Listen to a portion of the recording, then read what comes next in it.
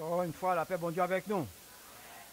Nous pourrons faire la lecture de la parole de Dieu dans Jean chapitre 21, versets 15 à 19.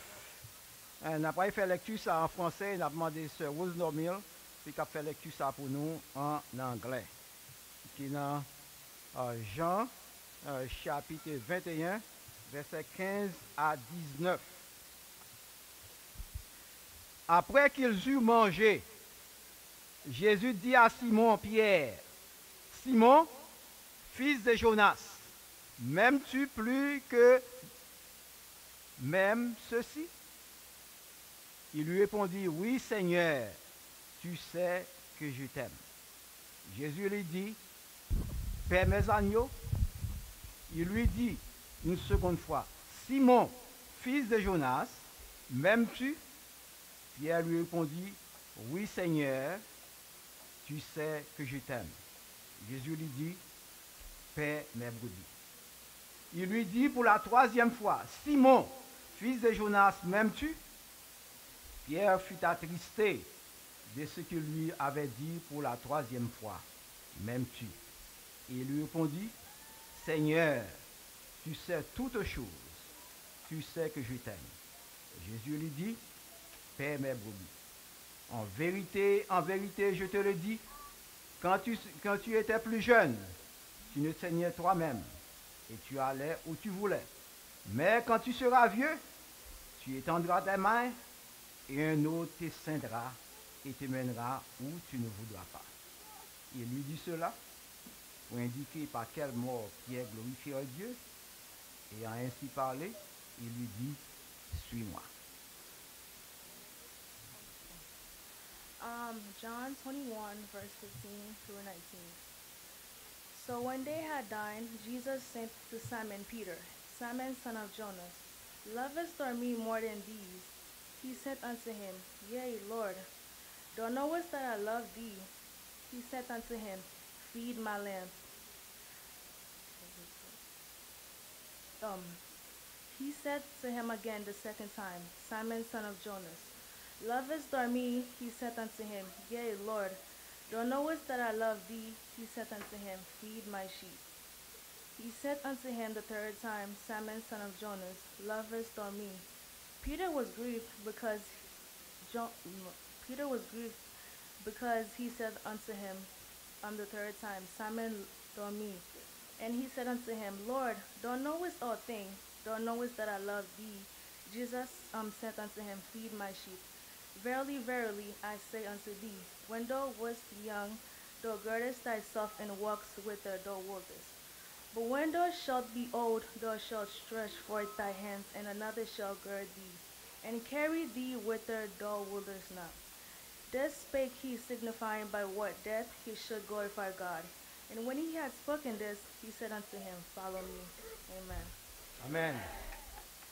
Donc, le sujet que nous allons entretenir dans une minute, ça, c'est paie mes agneaux, paie mes brebis.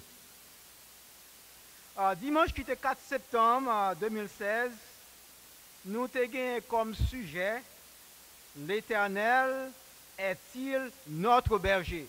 Est-ce que l'Éternel c'est berger nous? Et nous avons vu dans Somme 23 que le bon berger te prend soin de ses moutons. Donc, moutons te senti satisfait du soin que tu recevoir. Et pas rien qui t'a fait quitter ce pâturage-là. Donc, Jésus-Christ est le bon berger. Et en tant que bon berger, il y a aussi des bergers terrestres pour qu'il prenne soin de ses moutons, pour qu'il perde son troupeau. Ainsi, le sujet, nous, dans la minute, ça, c'est paie mes agneaux, paie mes brebis. Nous allons considérer 3 points. Premièrement, le troupeau du bon berger. Deuxièmement, les besoins du troupeau.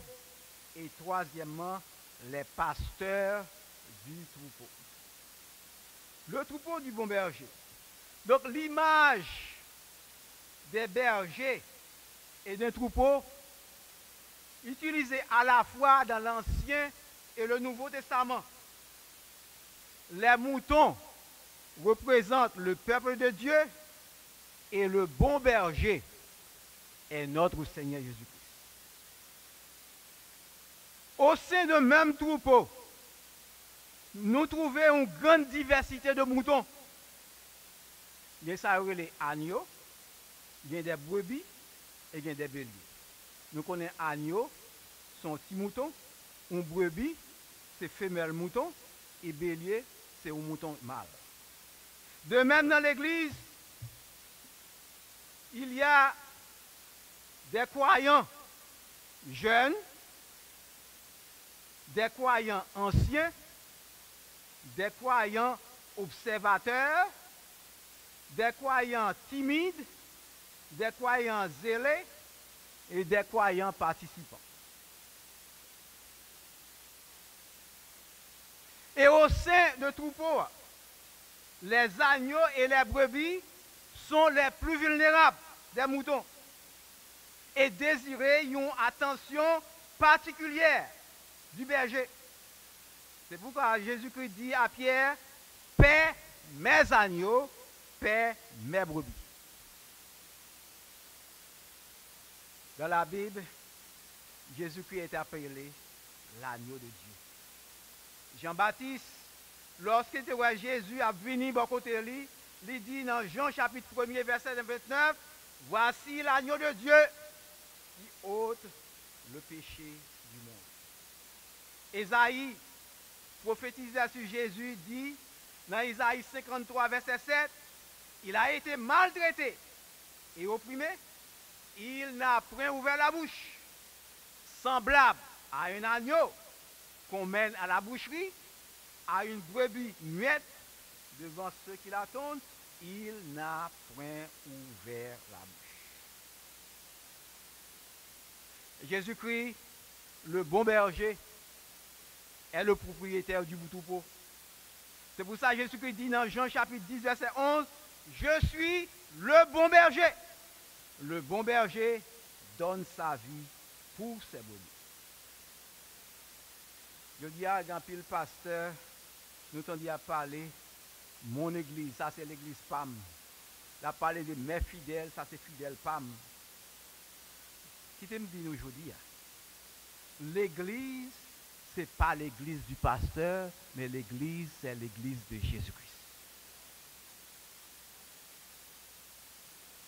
C'est pour ça que Jésus dit à Pierre, après la confession que Pierre te fait, tu es le Christ, le Fils du Dieu vivant, Jésus-Christ dit dans Matthieu chapitre 16, verset 18, et moi, je te le dis, que tu es Pierre, et que sur cette pierre, je bâtirai mon église. Donc l'église, pas bâtie sur l'homme Pierre, mais bâtie sur Jésus-Christ, le Fils du Dieu vivant. En plus, fois, lorsque nous passons devant un paquet de l'église, nous voyons, il y a marqué dans l'enseigne de l'église là, pasteur un tel fondateur de l'église. Le pasteur n'est pas fondateur de l'église. Même lorsque le pasteur a commencé l'œuvre là, avec madame, lui, avec Pilti seulement, lui pas fondateur de l'église, c'est Jésus-Christ est le fondateur de l'église. C'est pour ça que Jésus-Christ dit à Pierre, paie mes agneaux, paie mes brebis. Donc les agneaux et les brebis et les béliers, c'est pour Jésus-Christ qu'il y a, il pas pour aucun pasteur. Les besoins du troupeau. Le troupeau du Seigneur vient plus le besoin. Et Zacharie montrait 4 tâches importantes de tout vrai berger dans la description du berger infidèle. Qui ça Zacharie a écrit dans Zacharie chapitre 11, verset 16.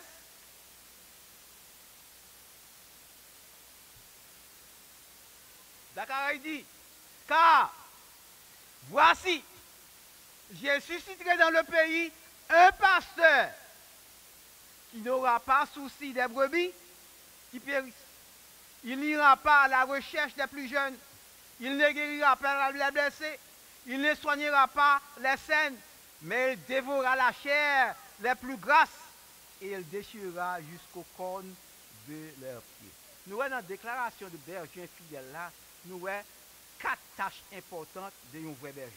Premièrement, le vrai berger, il doit inquiéter des brebis perdues. Deuxièmement, il doit à la recherche des jeunes brebis. Donc, il doit soigner. Troisièmement, il doit soigner les blessés. Et quatrièmement, il doit nourrir les brebis en bonne santé. Voilà 4 tâches importantes de un vrai berger. C'est pour ça que Jésus-Christ dit à Pierre, Père mes agneaux, Père mes brebis. Sois le pasteur de mes agneaux, sois le pasteur de mes brebis. Troupeau, il a besoin de soins, il a besoin de nourriture. Et chaque congrégation a propre besoin pareil. Par exemple, besoin l'église de Ebenezer de Westbury, ce n'est pas besoin de l'église de Nassau, ni ce n'est pas besoin de l'église de Clermont. Chaque église a besoin pareil. Quand il y a tel besoin, nous avons besoin de bâtiment, et le gars côté, ce n'est pas besoin de bâtiment que besoin. Mais nous avons besoin de bâtiment qu'on y a. Donc c'est un besoin qu'il y a. Donc, alors que l'autre l'église n'a pas même besoin de ça. Chaque église a besoin de pareil. Et le pasteur, il doit connaître besoin de l'église qu'il a dirigée. Nous évangélistes, pas qu'à connaître besoin de l'église Ebenezer de Westbury. Ni un pasteur invité, pas qu'à connaître besoin de l'église Ebenezer de Westbury, mais le pasteur de l'église doit connaître besoin de l'église là. Donc le pasteur de l'église l'y appelé pour nourrir le troupeau du Seigneur. Ce n'est pas un évangéliste, ce n'est pas un pasteur invité qui peut venir nourrir l'église Ebenezer, mais c'est le pasteur de l'église, d'après la parole de Dieu. Et avec quoi? Pasteur a de nourrir l'église? Avec la parole de Dieu. Pierre, dans sa lettre aux anciens des églises de l'Asie mineure, dit dans 1 Pierre, chapitre 5, verset 2, percez le troupeau de Dieu qui est sous votre garde, non par contrainte, mais volontairement selon Dieu. Non pour un gain sordide, mais avec dévouement. Moïse dit aux enfants d'Israël, dans Deutéronome chapitre 8, verset 3, l'Éternel t'a humilié, il t'a fait souffrir de la faim, il t'a nourri de la manne que tu ne connaisses pas et que n'avaient pas connu tes pères, afin de t'apprendre que l'homme ne vit pas de pain seulement, mais que l'homme vit de tout ce qui sort de la bouche de Dieu. Voilà la nourriture que le pasteur, avec qui le pasteur doit nourrir le troupeau de Dieu, c'est la parole de Dieu. Clairement, la Bible montre nous que le travail du berger, du peuple de Dieu, le travail du pasteur de l'église, c'est de nourrir l'église avec la parole de Dieu. Voilà le travail du pasteur. Nourrir l'église avec la parole de Dieu. Lors de l'institution des diacres, nous allons demander qui ça, les apôtres disent lors de l'institution des diacres. Dans l'église primitive, la Bible dit dans Actes des apôtres, chapitre 6, verset 2, verset 4. Prêtez attention, les bons versets, ce n'est pas sans raison que nous bons versets. Donc, mon verset, vous allez dire, c'est moi qui dis, mais c'est la parole de Dieu qui dit. Donc, tout ça que Mabdou a appuyé avec des versets bibliques. Parce que il n'y a pas rien dans moi-même. Mais c'est la parole de Dieu qui est seule autorité. Donc, lors de l'institution des diacres, dans l'église primitive, la Bible dit, dans Actes des apôtres, chapitre 6, verset 2 à verset 4, les 12, ça veut dire les 12 disciples, les apôtres, convoquèrent la multitude des disciples et ils dirent, il n'est pas convenable que nous délaissions la parole de Dieu pour servir aux tables. C'est pourquoi, frères, choisissez parmi vous 7 hommes de qui l'on rende un bon témoignage, qui soit plein d'esprit, saint et de sagesse, et que nous chargeons de cet emploi. Et nous continuons à nous appliquer à la prière et au ministère de la parole. Voilà le travail du pasteur. C'est la prière et le ministère de la parole. Donc voici le ministère du pasteur dans l'église. La prière et la prédication de la parole. Nourrir le peuple de Dieu spirituellement. La responsabilité de nourrir le peuple physiquement et matériellement revient au diacre. Ça, c'est la Bible. Ce n'est pas moi qui dis, c'est la parole de Dieu. Donc, vous voulez accepter, pas accepter, mais c'est ça la Bible. Responsabilité de l'Église pour nourrir le peuple de Dieu spirituellement, c'est le pasteur. Tandis que la responsabilité de l'Église pour nourrir le peuple de Dieu et matériellement et physiquement, c'est la responsabilité des diacres. Je dis nous avons un peu le comité dans l'Église. Si nous lisons la Bible, de commencer de Genèse à la fin, nous ne pouvons jamais parler de comité. Ben, le comité est établi dans l'Église, c'est pour aider les diacres dans le travail. Mais le comité n'est pas au-dessus des diacres. Mais c'est au comité en dessous des diacres. Parce que là, c'est pour aider les diacres dans le travail physique et matériel de l'Église. Et puis une fois, nous faisons bagaille à l'envers. Nous faisons bagaille à l'envers. Donc, mais d'après la parole de Dieu. D'après la parole de Dieu, c'est deux offices seulement qui sont dans l'Église. L'office du pasteur et l'office des diacres. Diacres viennent un comité de discipline, un comité de ceci, c'est pour aider les diacres dans la fonction qui fait qu'on vient établir. Et puis une fois le plus souvent, nous, puisque tellement, il dit, un cabri qui est 30 mètres mourir dans le soleil, donc c'est ça, une fois, le travail va faire, Dieu va faire, parce que le travail est tellement divisé, tellement de bagaille, et puis penser qu'il était là, il n'est pas fait vrai. Mais le travail matériel et physique de l'Église, c'est la responsabilité des diacres. Et le travail spirituel, c'est la responsabilité du pasteur, d'après la Bible.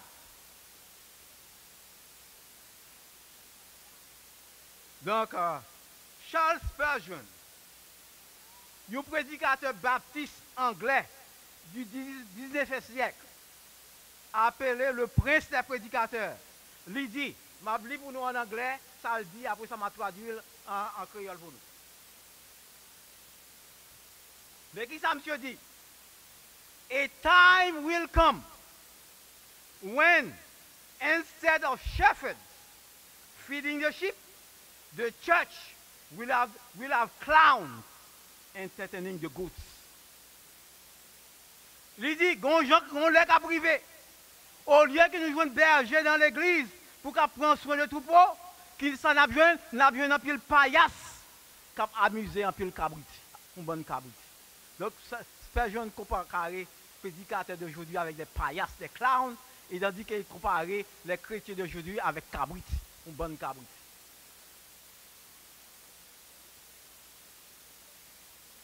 L'apôtre Paul, lui-même, lui dit à Timothée, dans 2 Timothée chapitre 4, verset 3 à 4, il viendra un temps où les hommes ne supporteront pas la saine doctrine, mais ayant la démangeaison d'entendre les choses agréables, ils se donneront une foule de docteurs selon leurs propres désirs, détourneront l'oreille de la vérité et se tourneront vers les fables. Vous entendez?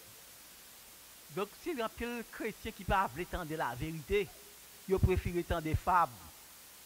Il préfère faire mon café ou danser. C'est ça que vous préférez. C'est ça l'apôtre Paul dit là. Il va tourner vers des fables. Parce qu'il y a des démangeaisons, puis qu'il attend de la vérité.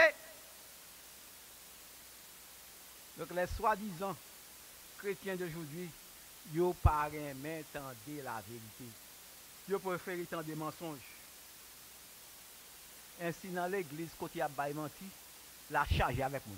Ah, on va venir jouer. Mon homme est divorcé. Ah, il touche la poche.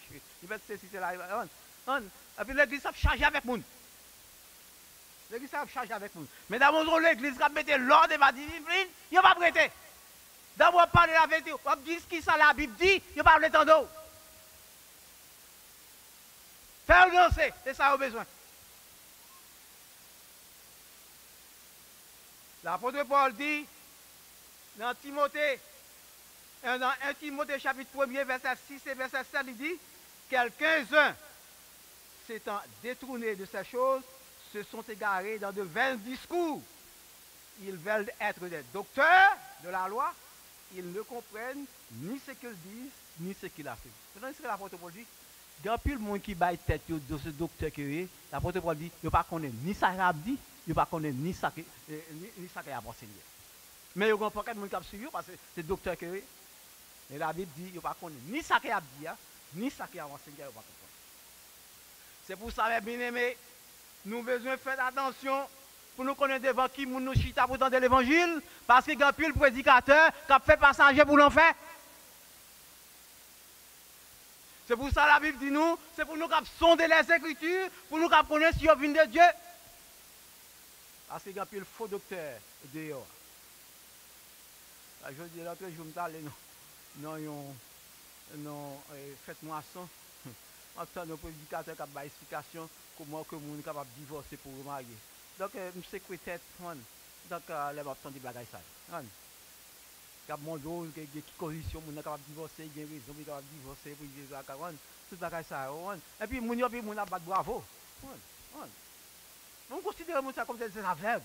La Bible dit un aveugle qui a conduit un aveugle, ils ont tous les diables tombés dans même tout.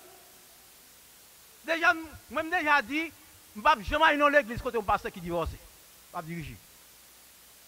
Même s'il n'est pas remarié, je ne vais pas aller dans l'église comme ça. Le fait qu'elle divorce, c'est-à-dire que si on arrive à divorcer, on va qui vont. Ou pas un modèle devant fidèle.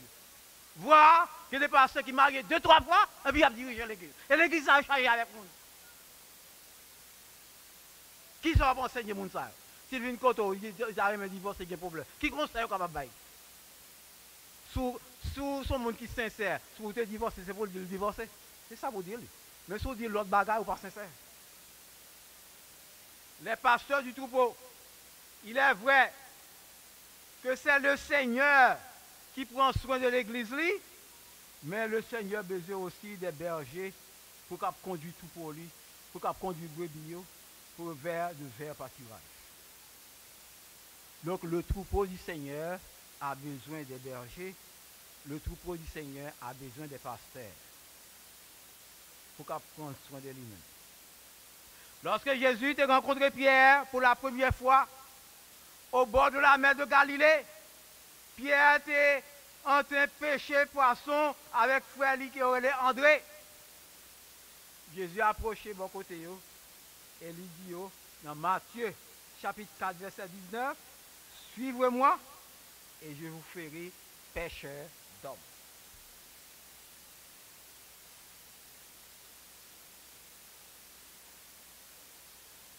Et Pierre a quitté toute bagaille pour être capable de suivre Jésus. Pierre laisse ça, il était venu zélé. Pierre était enthousiaste. Et dans zèle, Pierre manifestait, il exprimait le désir pour capable bailler la ville pour le Seigneur. Et il dit dans Matthieu 26, verset 35, quand il me faudrait mourir avec toi, je ne te réunirai pas. Mais Jésus lui dit, dans Matthieu 26, verset 34, je te le dis, en vérité, cette nuit même, avant que le coq chante, tu me réuniras 3 fois. Et nous tous nous connaissons le reste de l'histoire. Pierre te regué Jésus-Christ 3 fois. À imaginer, nous sommes dans la place de Pierre. À chaque fois, Pierre entendait un coq chanter, ça passait dans la tête. Trahison, échec qu'elle défait. À chaque fois, il entendait un coq chanter. C'est ça qui est nous-mêmes dans la vie. Lorsque nous faisons des choses qui mal, à chaque fois que l'image va venir, ça vient rappeler nous ça que nous avons fait. Heureusement, Jésus-Christ est le grand restaurateur des âmes. Il était restauré Pierre. Et contrairement à l'opinion publique, l'opinion populaire, pasteur parfait dans le séminaire. Je vais répéter encore. Pasteur parfait dans le séminaire. Ou parle dans le séminaire pour pasteur. Ou aller dans le séminaire pour avoir connaissance de la parole de Dieu, mais pas séminaire pas faire mon pasteur. Je dis à ville fois nous temps de monde, moi dans le séminaire pour me faire pasteur. Non, séminaire pas faire mon pasteur. Ni l'homme pas capable ordonner pasteur.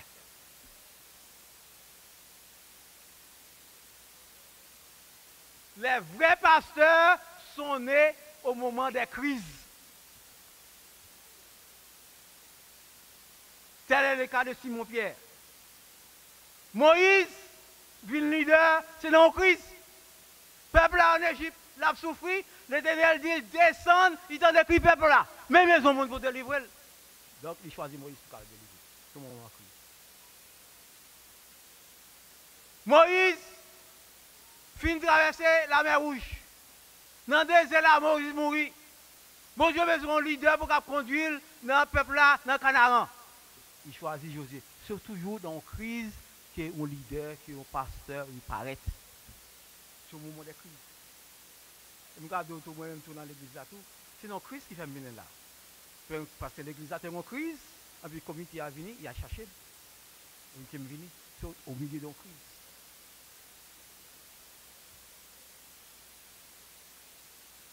Le nom de Pierre, c'est un nom prophétique qu'elle y est.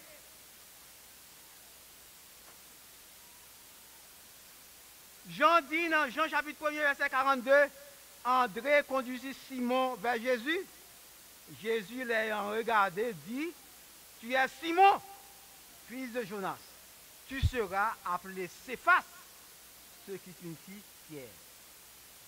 Seul Jésus, c'est qu'à pour dans Simon, qui t'a pour Pierre dans Simon. C'est seul Jésus qui t'a pour ça. Parce que le nom Pierre signifie walk. Ça qui dénotait sûreté, fermeté. Comment un pauvre pêcheur de poisson capable de venir d'un walk. Donc c'est ça Jésus qui est capable de faire ça. L'homme va être capable de faire ça. Si tu as choisi un monde comme leader, ce n'est pas Pierre que tu as pris, un pêcheur de poisson. Dans Luc chapitre 22, verset 31 et 32, la parole de Dieu nous dit, le Seigneur dit à Simon, dit, Simon, Simon, Satan vous a réclamé pour vous cribler comme le froment, mais j'ai prié pour toi, afin que 3 fois ne défaille point. Et toi, quand tu seras converti, affermis tes frères. Quand tu seras converti. Donc, si les Pierre s'est converti. Le mot converti ici, pas veut dire changer de religion. En plus, fois, on pense qu'on a converti, il quitte catholique, il fait protestant. Il convertit. Converti, pas veut dire changer de religion. La Bible utilisait souvent le mot conversion pour décrire le retour de l'homme à Dieu. L'apôtre Paul, en écrivant à l'église de Thessalonique, dit dans 1 Thessaloniciens chapitre 1 verset 9, car on raconte à notre sujet quel accès nous avons auprès de vous et comment vous êtes convertis à Dieu en abandonnant les idoles pour servir le Dieu vivant et vrai.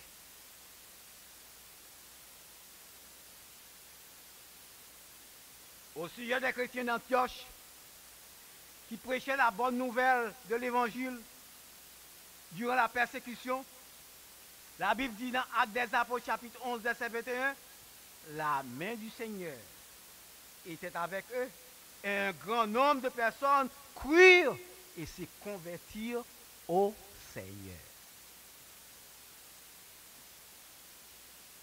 Pour que Pierre capable d'affermir ses frères, il faut que Pierre capable de comprendre la nécessité pour ne pas confier dans propre tête parler, pour ne pas confier sur propre force parler, mais c'est pour capable confier sur le Seigneur. Avant que le Seigneur confie à Pierre la tâche importante pour qu'il soit soin de son troupeau, il pose Pierre même question 3 fois. Simon, fils de Jonas, m'aimes-tu? Simon, fils de Jonas, m'aimes-tu? Simon, fils de Jonas, m'aimes-tu? Jean chapitre 21, verset 15 et verset 16. Jésus-Christ, le souverain sacrificateur, le souverain pasteur, il n'a pas voulu placer troupeau sous les soins de quelqu'un qui paraît mal, avec passion. Donc avant que bon Dieu confie aux soins troupeau, il faut donc après bon Dieu avec passion.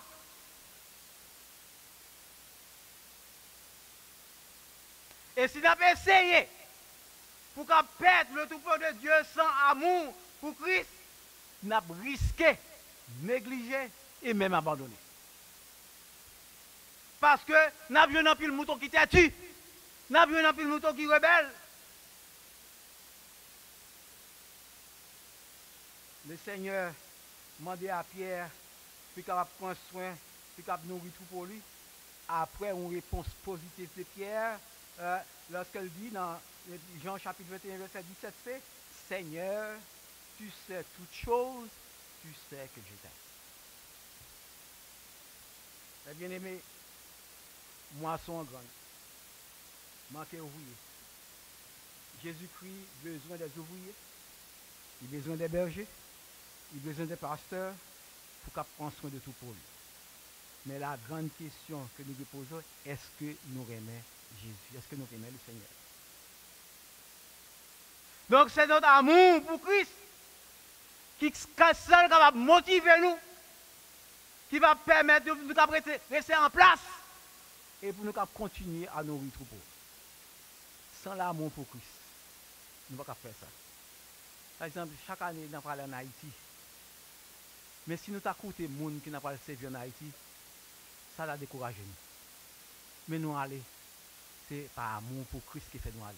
Après, il faut que des côtés nous aller. On dit, ah, c'est blanc qui nous vient pour nous bailler, nous ne pouvons pas bailler, c'est ça qui pas bon que nous porter.